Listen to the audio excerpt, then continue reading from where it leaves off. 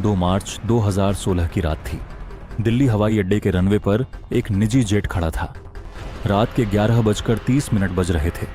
विमान के अंदर अपनी सीट पर बैठा व्यक्ति मंद मंद मुस्कुरा रहा था। वह कोई और नहीं बल्कि विजय माल्या था।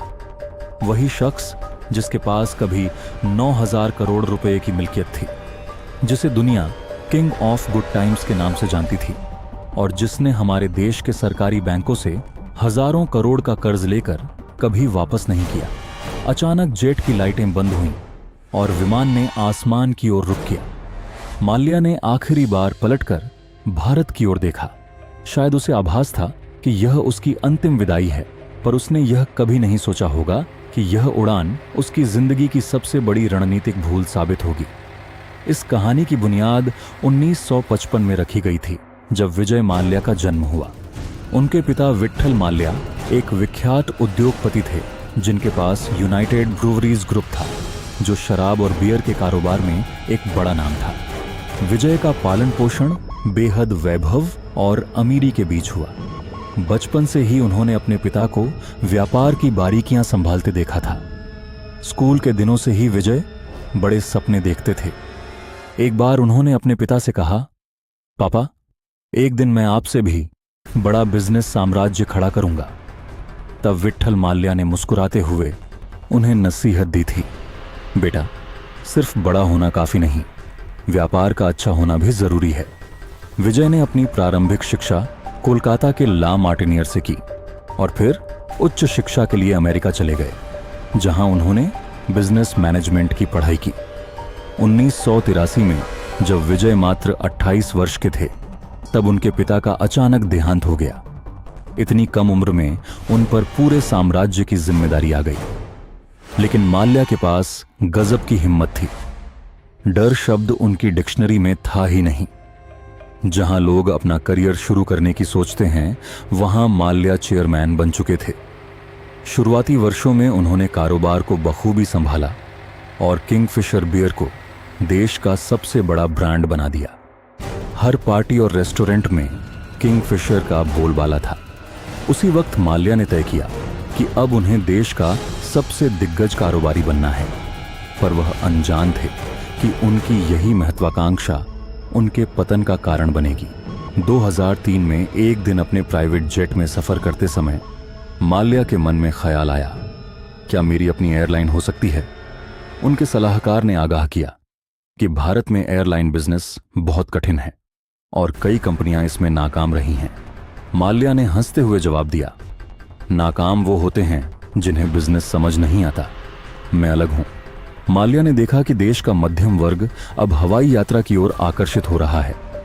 उस समय एयरलाइंस या तो बहुत महंगी थीं या बहुत साधारण सर्विस देती थीं।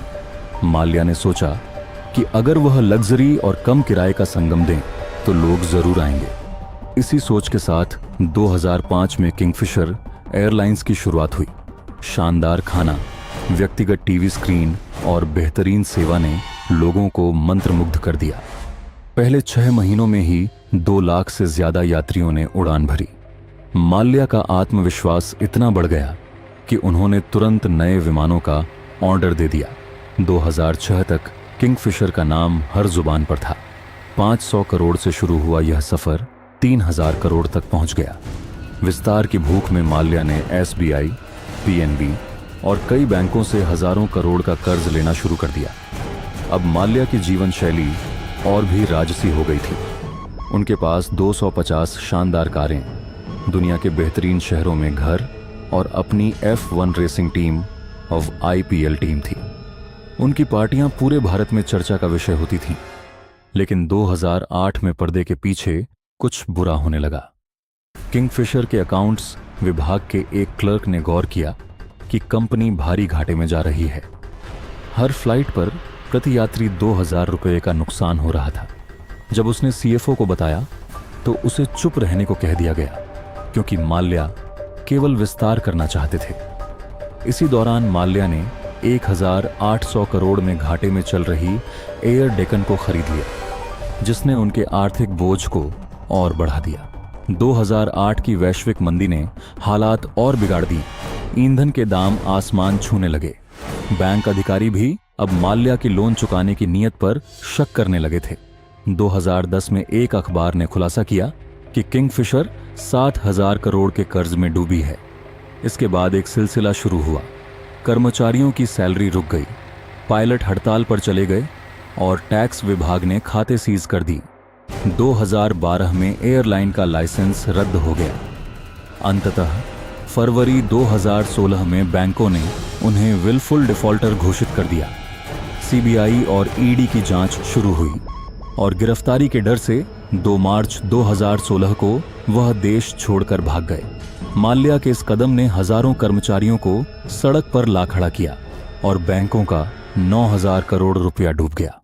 आज 2026 में माल्या लंदन में है और भारतीय एजेंसियां उन्हें वापस लाने की कानूनी लड़ाई लड़ रही हैं। यह कहानी हमें सिखाती है कि बिना ठोस आधार के सिर्फ कर्ज के दम पर खड़ी की गई इमारत एक दिन जरूर गिरती है। लालच इंसान को सही गलत का फर्क भुला देता है।